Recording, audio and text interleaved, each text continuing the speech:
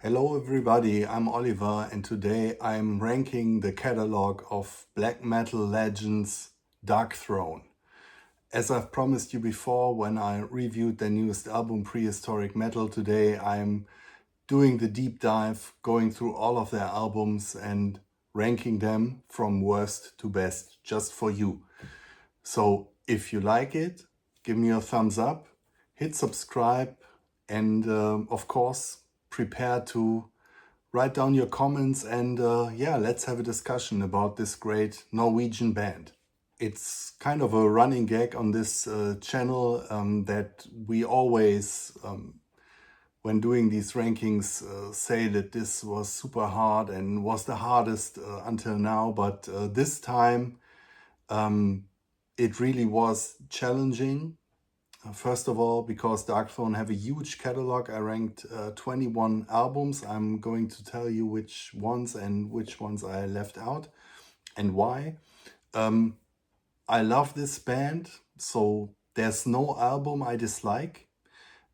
Basically, every album I listen to in that moment is kind of my favorite Darkthrone album. So at one point, I just said, okay, let's stop it here because I will never finish this. So this was really hard. And of course, this band has different eras. So their style, while they always maintained a core Darkthrone sound and identity, their sound, they switched their sound a couple of times during their history. They exist for over 35 years now. So depending on what mood you're in and what you want to hear, your favorites will be different. So one day you want to listen to a real old school black metal. Maybe you tend towards their newer sound, which is more classic heavy metal and doom. Or maybe you want to hear some crust punk, dirty, grimy stuff that they did around the 2010s. So this all plays a role in how you will rank their albums. And I've been doing this exercise for about, I don't know, 2 or 3 weeks. And my list of favorites has changed drastically over that period. So for this exercise, I ranked 21 albums. I decided not to include either the original edition of Goat Lord, which came out in '96, nor the instrumental remake that they released a couple of years ago. Why? Because I think it's not a regular album. They decided not to go on with recording this album that was supposed to be their second one. So they ditched it midway. Then Fenris later on recorded some vocals, and it was retroactively released in '96. But it wasn't an official album, and that goes for the instrumental remake or remastering that they released, I think in 23, not quite sure now. I left those out, but still we have 21 albums, so a lot of stuff to talk about. I think that will keep us occupied for the next, I don't know, 45 minutes or something like that. If you're not familiar with Darkthrone, just a couple of words. They consist of Fenris and Nocturnal Culto. They are mainly a studio project, so they haven't been playing live for more than 30 years. They started off as a Norwegian death metal band, then drastically changed their sound, were kind of pioneers in the second wave of Scandinavian black metal with their second album, A Blaze in the Northern Sky. They switched their sound a couple of times, like I already mentioned, but what I think is fascinating about them is that they kind of exist outside of the classic heavy metal scene. So They are doing the stuff they want to do. They don't adhere to any trends. They favor a grimy, dirty sound. They appreciate ambience in their music, atmosphere. They don't write hits. A very unique band. You can immediately tell it's Darkthrone, and no one sounds like them. And I love them for their don't give a fuck attitude. I think they are just treasures in the scene. There's still that kind of mystique around them, even though Fenris is very outspoken, having a podcast, writing a column for a German metal magazine, doing interviews and so on, talking about his passion for metal and the records he favors. Very cool band, very adventurous to dive into, and that's why I'm going to do what I'm going to do now, right? One thing before I dive right in, I feel really bad to have to place an album on 21 or 20 or 18 or 19, because like I said before, I really like and enjoy all their albums. So if I could, I would place each of their albums at, I don't know, 1 to 10 or something like that. But that's not how this works. So be assured, even if I place an album low on this list, I like all of them. And I can see different lists and rankings that will have some of the albums that I have very low, very high, and I could totally understand that. So yeah, keep that in mind when I go through my ranking, and don't bring out the torches and pitchforks. So let's dive right in. My number 21 is a record that's probably the only real outlier in their whole discography. So depending on your taste, this could also be number one, but it would be hard to think of it as being placed in the middle of it all. So of course, I'm talking about their debut album from 1991, Soulside Journey. Darkthrone were still a full band back then, 4 guys playing this Scandinavian death metal sound that was all the rage back then. And it's a good album. It still has a bit of a unique feel. So there's a bit of weirdness in there in the lyrics and the music. So it doesn't sound like an Unleashed or Dismember clone or something like that, but you recognize this crunchy, down-tuned guitar tone instantly.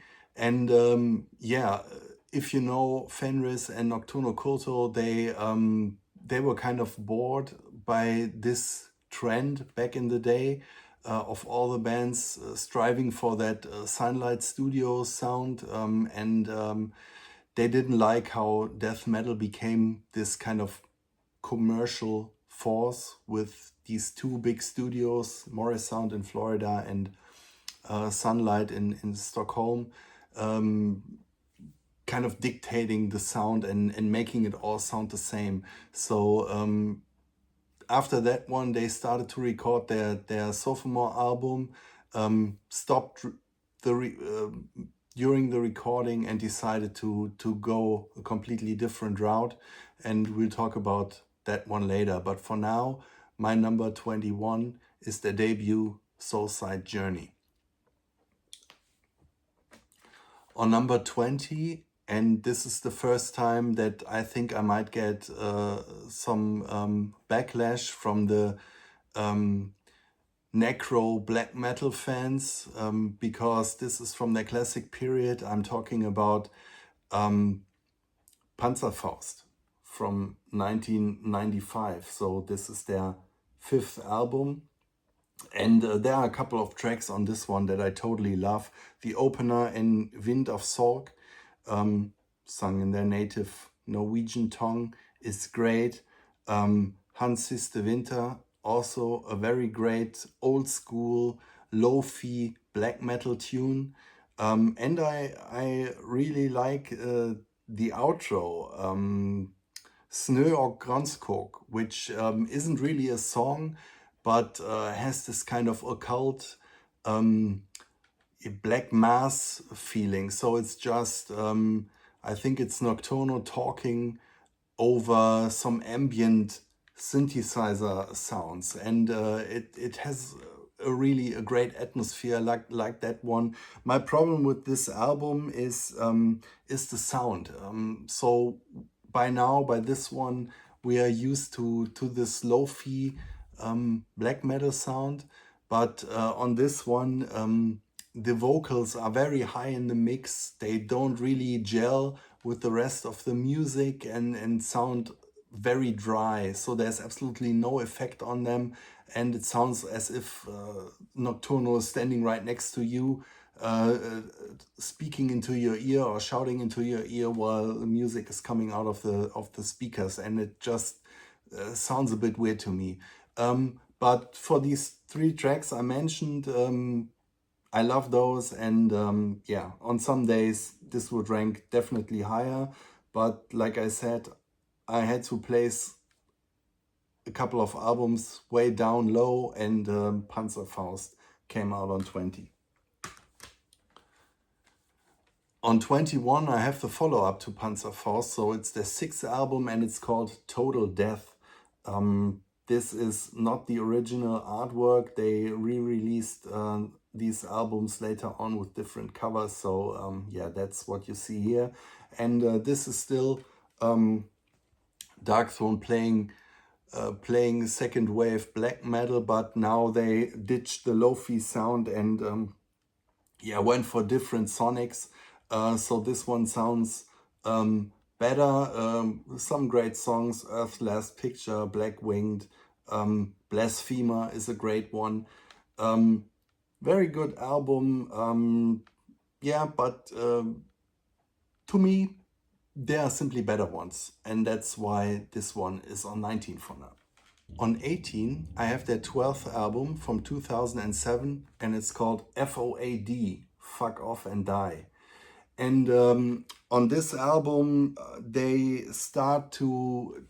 in their kind of crust punk phase. So sound is very dirty and aggressive. Songs are short and very straightforward, and they mix this with some old school metal influences. So great opener, These Shores Are Damned. Then we have an ode to Canadian metal with the same title song, Church of Real Metal, The Banners of Old, Fuck Off and Die. Cool songs, but this phase, yeah, it sounds a little bit goofy. It almost sounds like they are doing this take on metal with an hint of irony, which I don't think they do, but it can come off this way still. If you want kind of the Motorhead take of black metal, then F.O.A.D certainly would be the right pick. Fun album, like it, but this time it comes out on 18. On 17, I have their 7th album, Ravishing Grimness. For this one, the same goes as for Total Death. So this is not the original cover, but the re-release artwork. And yeah, it's the follow-up to Total Death. So the sound is cleaner. Still total black metal. I love the first 3 tracks, Lifeless, The Beast, and The Claws of Time. They all have killer riffs. And that's something that is typical for Darkthrone. They are a very riff-based and riff-driven band. So most of the time you will get very memorable riffs in there. And yeah, these 3 tracks stand out. As a whole, I think there's not that much variety to the whole thing. I had it higher before, but in the end, it came out on 17. Ravishing Grimness from 1999. Back to their crusty old school metal phase with my number 16, Circle the Wagons from 2010, their 14th album. Again, here we have these straightforward Motorhead-like punky dirty metal songs with some great tracks on there. I love the opener, Those Treasures Will Never Befall You. Great melody, great sing-along. I think Fenris is doing vocals on that one. I Am the Grave of the 80s, also very great. I love the lyrics by Darkthrone and the very unique song titles, so you don't get these cliched song titles that you get from any other metal band. I love that. Circle the Wagon, another great new wave of British heavy metal inspired song. I'm the Working Class, which is more straightforward and punky. So pretty cool album. I had it higher, then in the end I slipped it down to number 16, but still love this one. Number 15 is Dark Thrones and Black Flags from 2008, and it's their 13th album. Pretty much the same sound as on Circle the Wagons and F.O.A.D. The Winds they called the Dungeon Shaker, sung by Fenris. Here he comes in with these kind of faux power metal vocals. It sounds a bit goofy the first time you hear it, but I totally love that song. I think it's great. Hiking Metal Punks is a very punky song. They sing about one of their passions, which is hiking in the forest in Norway. Another very unusual topic for a metal lyric. Can't remember the other songs right now, so not a real standout track to me, but cool album. My number 15, Dark Thrones and Black Flags. On 14, I have The Underground Resistance from 2013, their 15th album and the last one of their crust punk metal phase, you could say. To me, the high point of that phase, obviously, because it's the highest ranked from that era. That early great opener, Valkyria, beautiful power metal song with Fenris doing the vocals, very melodic. Lesser Man, don't like the Ones You Left Behind. The vocal melody kind of annoys me. Come Warfare, The Entire Doom, great song title. Leave No Cross Unturned, which is this like 1985 US speed metal track, very cool. Great album, love it. Number 14. Number 13 is The Cult Is Alive from 2006. It's their 11th album, and this is straight grimy, aggressive, dirty crust punk from start to finish. So very aggressive and straightforward.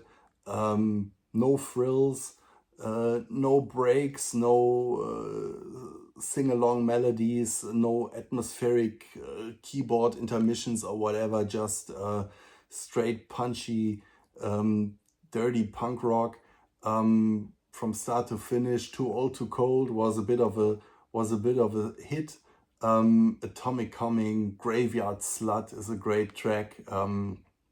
Whiskey Funeral also great. So probably their most punk rock album. My number 13, The Cult Is Alive. Let's get back to some black metal. On number 12, I have the 2001 album Plaguewielder. Also not the original cover, but a re-release cover. The follow-up to Ravishing Grimness. Again, a bit more cleaner produced take on the classic black metal sound, but I like the songs on here. Weakling Avenger is just great. Command is amazing. And the last two tracks, I Void Hanger and Reek. I Void Hanger inspired an underground metal label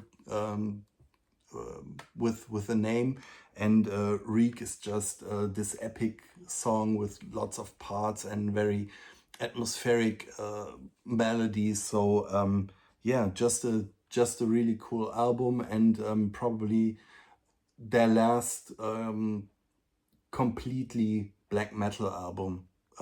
yeah, although they would stay true to the aesthetics and the philosophy that made them play that sound in the first place.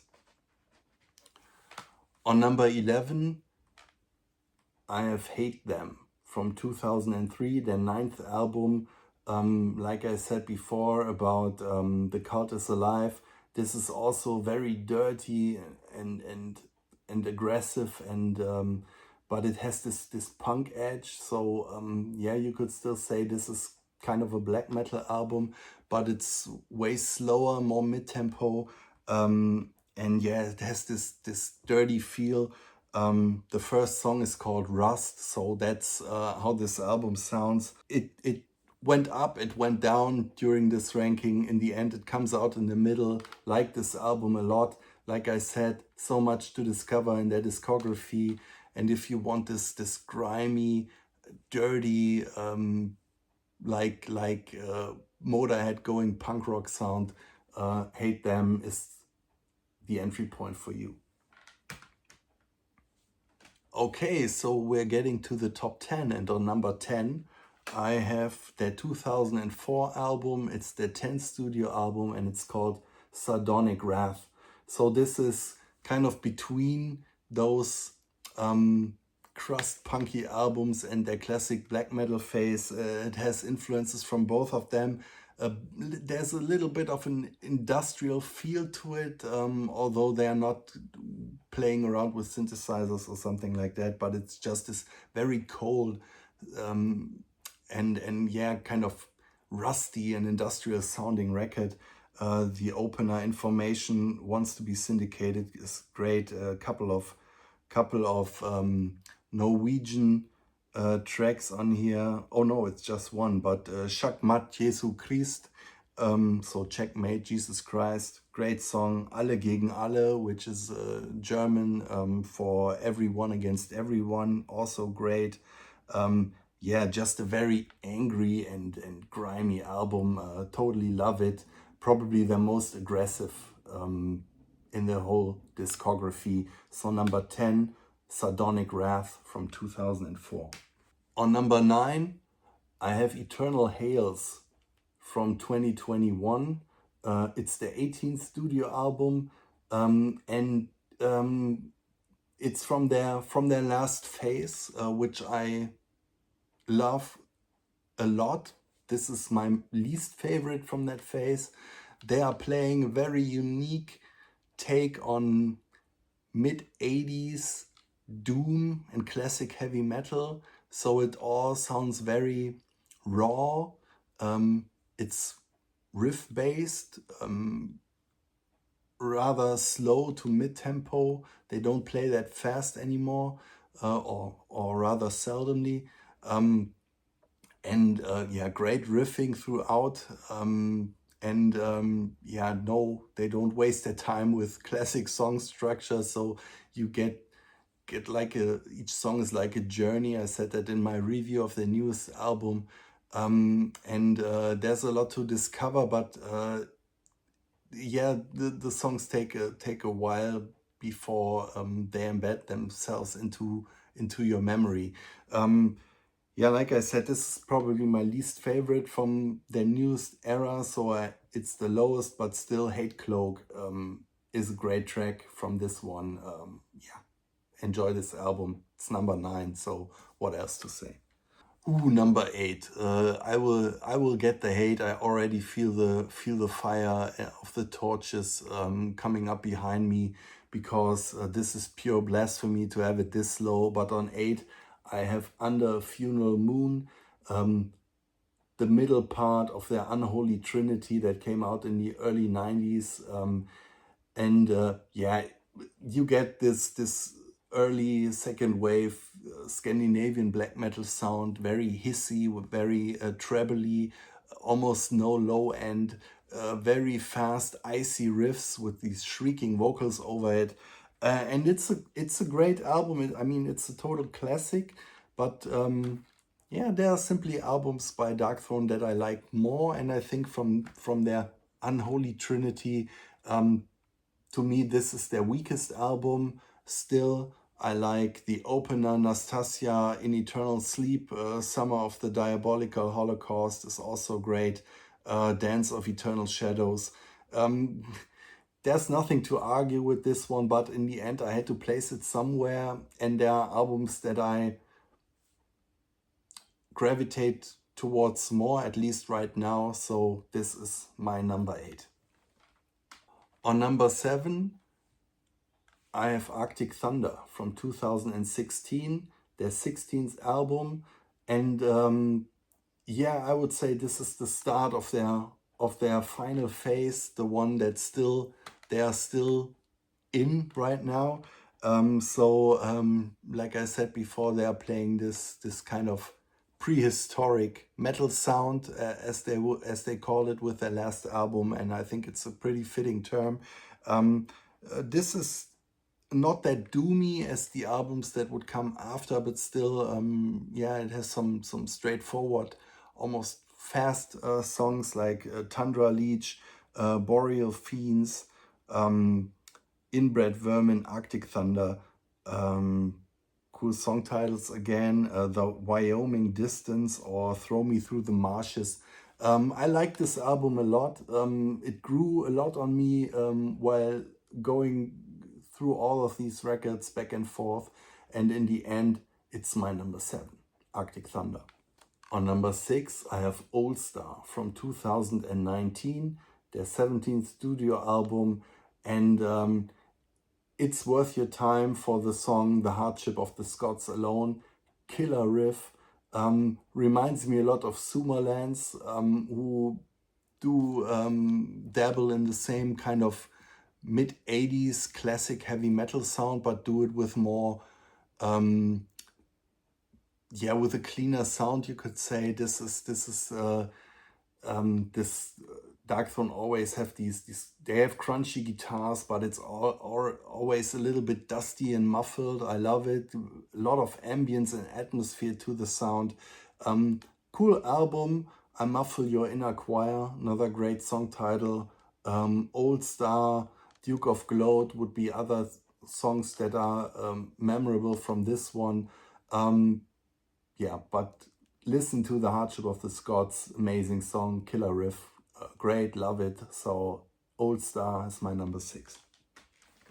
On number 5, I have their second to last album, It Beckons Us All from 2024. And here, yeah, they are sounding more refined. So you get more melody, there are more kind of ambient parts in there, more melody. Still a pretty doomy album, so mid-tempo to very slow. Black Dawn affiliation. And in that moment, I knew the answer. Very poetic. The Bird People of Nordland. It's a good album front to back. Just an enjoyable listen. And I think it's amazing how adventurous they still are more than 30 years into their career, and that they are still doing this. I mean, I don't think they can live by sales. This is their passion, right? They are not in it for the money. It's true love of metal, and yeah, I love the sound that they bring, and how unique they are, and I have nothing but love for this band. So number 5, It Beckons Us All. So now we are slowly getting to the top, and on number 4, maybe I'm overrating it, but I have the newest album, Prehistoric Metal, on number 4. I think it's a great take of their recent phase of their prehistoric metal sound. Crunchy guitars, great songwriting, good mix of epic and sophisticated and stripped down. Hard to explain, so you have very atmospheric breaks in there that give a little bit of melody and bring scope to the songs, but then you have these very memorable riffs that sometimes remind you of Black Sabbath, and of course of all those mid-80s legends. Prehistoric Metal was the single. Siberian Thaw and Deeply Rooted are probably my faves on this album. If you want to know more about it, check out my full review. Great album, just a couple of weeks old. Check it out. Prehistoric Metal is my number 4. On number 3, and this is another controversial take, I have Astral Fortress. The album cover alone drove black metalheads crazy, because how can you put someone ice skating on your cover, on the cover of a black metal album? How can you do that? Are you a complete wimp or what? But Darkthrone don't give a fuck, and they are right to to not do it. So I love this album, probably the doomiest. I think the atmosphere of the record captures the spirit of this photograph. So the whole thing feels kind of isolated, and lonely, and bleak. Great songwriting, Caravan of Broken Ghosts, Stalagmite Necklace, beautiful. The Sea Beneath the Seas of the Sea, Kevorkian Times. There's an instrumental ode to their hometown called Colbotton, west of the vast forest. So I love this album, and it's my number 3 right now. Okay, to all of those that are pissed off about my ranking, maybe, yeah, I can soothe your pain with my numbers 2 and 1, because on number 2, I have A Blaze in the Northern Sky, their game-changing masterpiece from 1992.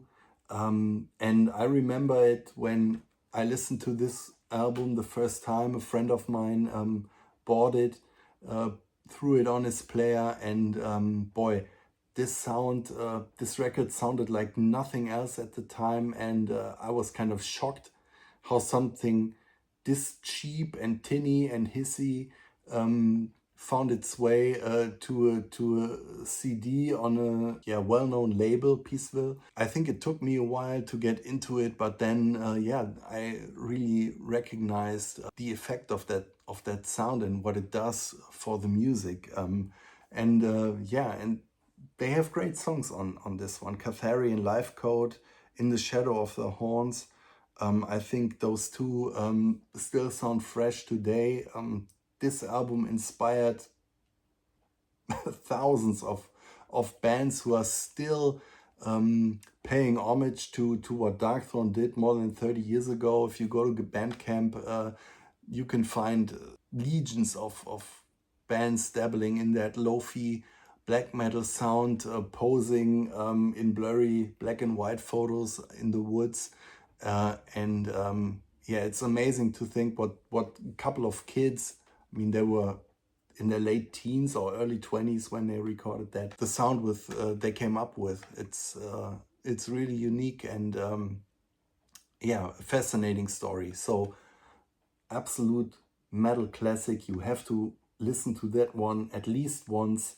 A Blaze in the Northern Sky is my number 2. So that leaves my number 1, which, if you paid attention, you know it. It's Transilvanian Hunger from 1994, and it's their 4th album, and to me it's the high point of their unholy trinity of albums. From the cover artwork, completely iconic, to the opening track of Transilvanian Hunger, this one is just a roller coaster ride of spooky, nihilistic, cold and misanthropic black metal. It doesn't get better than this one. The riffs and melodies will stay with you forever. And even though I think that modern day Darkthrone are more interesting, I didn't really have to think twice about putting this on number 1, because to me, it's an absolute standout. And if I would have to show someone, or someone would ask me what's the second wave of black metal, I would put this one on. And if you don't like this one, you can leave the genre alone, I think, because it doesn't get better than this. So my number one, Transylvanian Hunger. So that was my very, very fast run through 35 years of Darkthrone and my full discography ranking. I'm very excited to hear what you think about it, about your rankings, about your favorites. Which phase of Darkthrone do you like better? What do you think of the guys? Maybe you are also listening to Fenris and his podcast. I mentioned that one a couple of times on here. Yeah, give me your comments, and of course, hit thumbs up and subscribe to our channel. We will answer to all of your comments. We are still a fresh channel trying to bring you fun videos, rankings ranging from black metal to classic rock, to folk rock, and whatever. We will cover it all because we have wide-ranging tastes. Hope you appreciate it. Hope to see you soon, and listen to some Darkthrone. What are you waiting for? This band is great. See you.